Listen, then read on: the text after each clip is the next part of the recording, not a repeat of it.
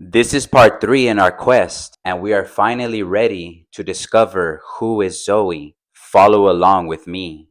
Zoe is found in the beginning and the end. In the book of Apocalypse, chapter 21, verse 6, Jesus says, I am the Alpha and the Omega, the beginning and the end. To the thirsty I offer the water of Zoe. Zoe is featured prominently throughout the Bible. So then, who is Zoe? We find the origin of Zoe in the book of Genesis. Genesis is transliterated straight from the Greek Genesis. It means origin or source. Let's read the Bible. In chapter 2, verse 7, God formed the man from the soil of the ground and breathed into his nostrils the breath of Zoe. You would have completely missed Zoe unless you were reading the ancient Greek. Adam is placed in paradise. There, God plants the tree of Zoe alongside the tree of the knowledge of good and evil. God instructs Adam that he may eat from every tree, but not of the tree of the knowledge of good and evil. For when you eat from it, you will certainly die.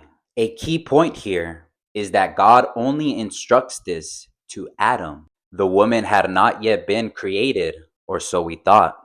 In chapter 21, God caused the man to fall into a deep sleep, and while he was asleep, he took a part of the man's side, and God made a woman. In chapter 3, we are introduced to the serpent. The serpent is cognate with drakon, or dragon. The dragon was more crafty than any other beast. The dragon asked the woman, Is it true God said that you couldn't eat from any tree?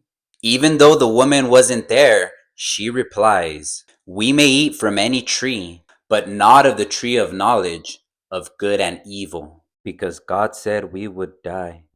But the dragon says no. The dragon says that the day that you eat from the tree, your eyes will open, and ye would be as gods.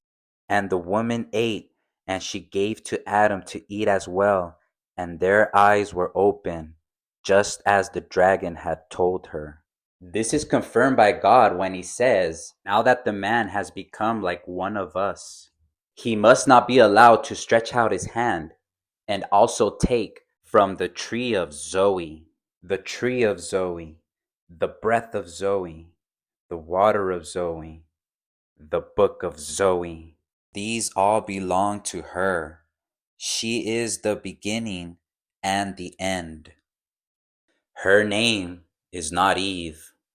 In chapter 3, verse 20, and Adam called the name of his wife Zoe, because she was the mother of all living. If Zoe is in you, then you may become a living soul. You see, God breathed Zoe into Adam. That's how she knew what God had instructed. Now that you know who Zoe is, allow me to pose a question for you. Is your name written in the book of Zoe?